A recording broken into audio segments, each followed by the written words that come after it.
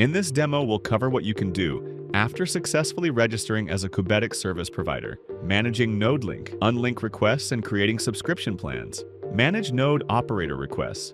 From the navbar, click Dashboard.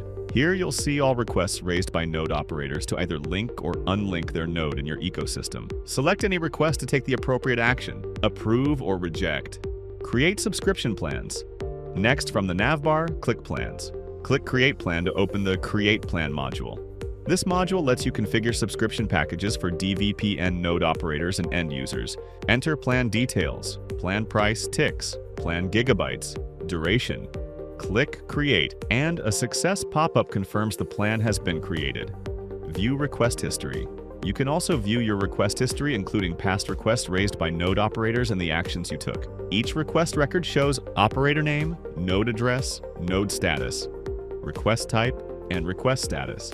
That's the complete post-registration workflow. Use Dashboard to approve or reject node requests, use plans to create subscription packages, and track everything through request history.